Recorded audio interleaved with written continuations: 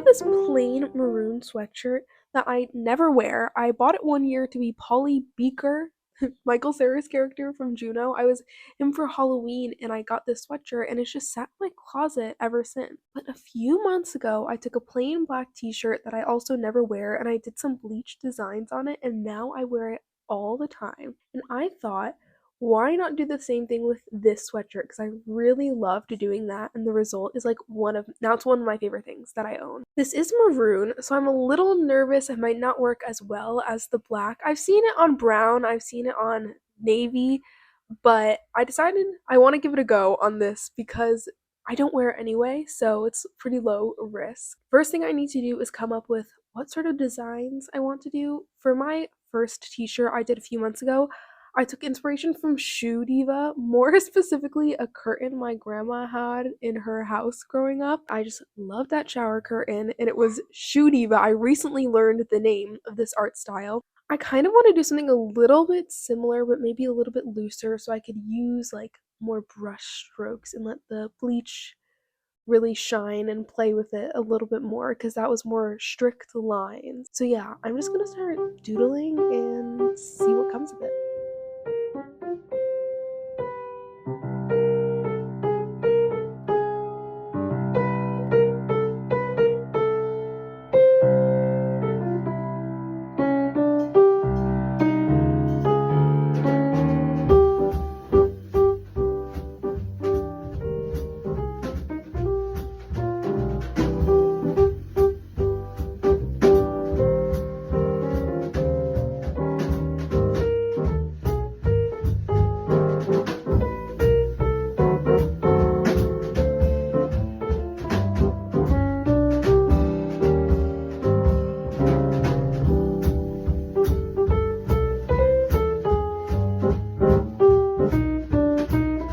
Sorry about the horrible lighting, but I'm in my basement with my bleach painting setup, which is a washing machine where I have laid my sweatshirt over top and I'm ready to paint just the back. And I just want to get this done to see how it reacts before I move on to the front because I care about how the front looks a little bit more. I've sketched out my designs using white watercolor. Winsor and Newton is the brand I used because it's what I had. But the one other time I did this, I used white watercolor and it worked really well. I've seen other people use like chalk and things like that, and I just think white watercolor is just I'm used to using watercolor, so it's easiest for me. So let's hope that the bleach works on this maroon and that it goes as planned and that it doesn't look super ugly.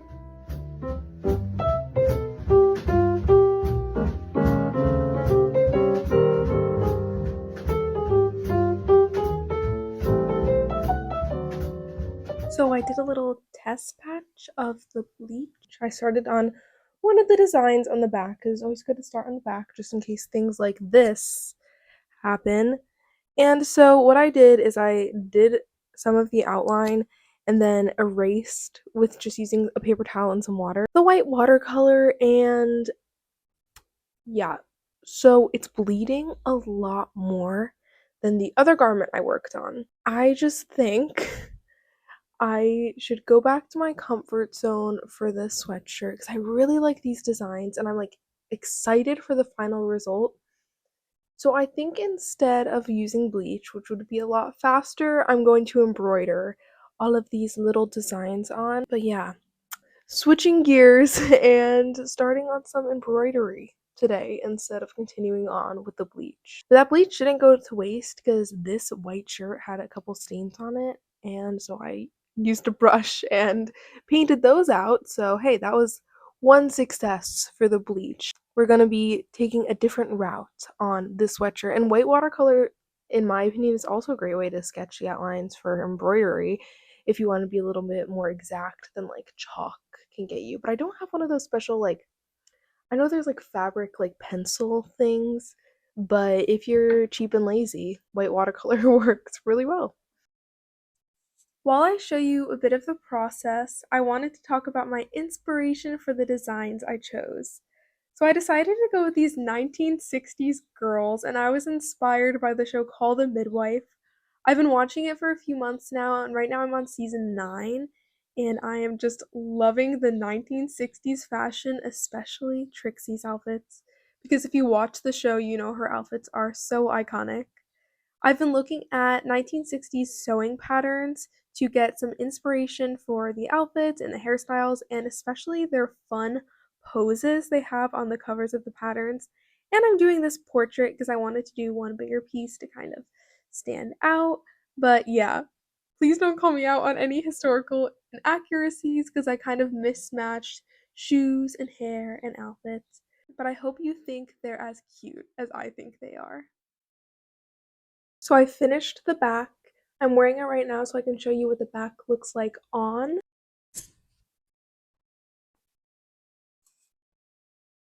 I don't know if that was a good shot, but I hope it was.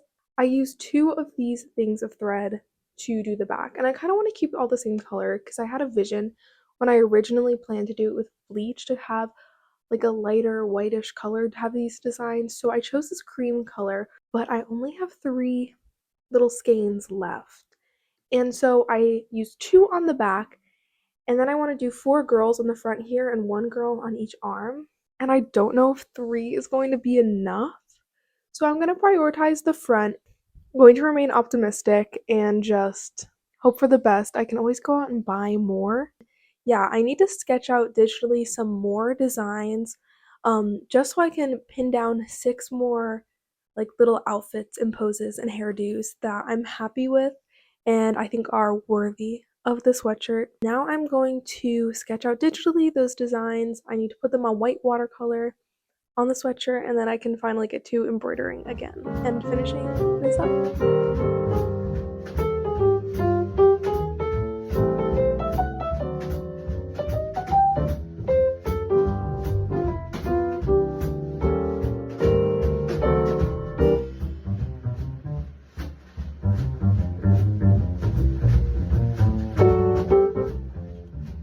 So I finished my first girl on the front, and I've realized that I'm definitely going to have to add an accent color if I want to do girls on the sleeves. I had 3 of these left, and I used one on her, a whole one. So, yeah, I'm a little nervous that I'm not gonna be able to finish the rest of the girls on the front in this color. I'm just gonna do my next girl here and see how much thread that uses. And if it uses a whole other thing of thread, I'm going to try and figure something else out and maybe introduce an accent color to one of these girls on the front. I'm thinking of doing like a light pink, and then on the back I'd add some little designs like having to do with like the 60s. I'll figure that out. I'm gonna choose my accent color and then figure out what to do with it.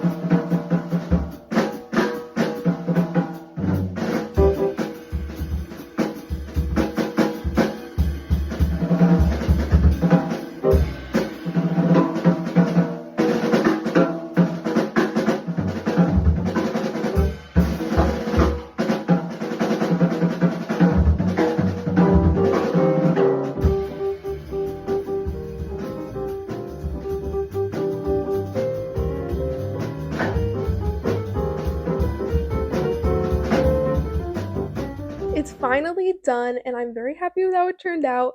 I decided not to do anything on the sleeves because I had the perfect amount of thread for the front and the back. I've been working on this for 3 weeks and I kind of just need like a change, and it's taken me a lot longer than expected. So maybe the sleeves are something I'll approach at a later date, maybe in like, a little bit. I'll buy some new thread, I'll feel inspired. But I'm really happy with how it turned out. There are a few spots that, I don't really love, The legs of the girls in the back are very short because I guess when I was drawing them on, I just didn't want to go into the bottom band. So I just kind of smushed them down a little bit. While the ladies on the front are very leggy, and so it's just not very consistent with the front and the back. But when I wear it, it kind of folds under at the waist, so the legs are kind of like cut off, so you can't really see them. I definitely prefer the front to the back because I guess, like, I got the hang of it as I went on. There are a couple issues with the front. The girls kind of go like this. Like, she's very tall and her foot kind of extends under the rest of them, while she's just kind of small. So it's kind of like when you're writing on a poster, like happy birthday. But because it was gradual, I don't think people are really going to notice except for me. And of course, there's some like anatomy mistakes. They weren't perfect. They're, like silly drawings. I wasn't going for perfect realism, obviously, with these ladies. And don't come at me if there's any fashion historical inaccuracies. I was looking at a lot of like vintage patterns and stuff, and I kind of combined different elements. I don't know, maybe those shoes would have been not worn with that dress, and maybe the hairstyle isn't completely accurate. I kind of made up some of the hairstyles. But yeah, I think it's so cute. I wear sweatshirts a lot at work because where I work is always incredibly cold. So I'm very excited to wear her out, and I think that's just one reason why I stopped before I put anything on the sleeves so I could wear her to work this week. But yeah, I hope you enjoyed watching me make this sweatshirt, even though there were a couple bumps in the road. I'm excited that the sweatshirt is finally something I wear after not wearing it for the 2 years I've had it. And if you enjoyed this video, you can feel free to go check out my other ones or follow me on Instagram at Ellies.watercolors and here on YouTube at Ellies.watercolors. And I hope you have a great day. Bye.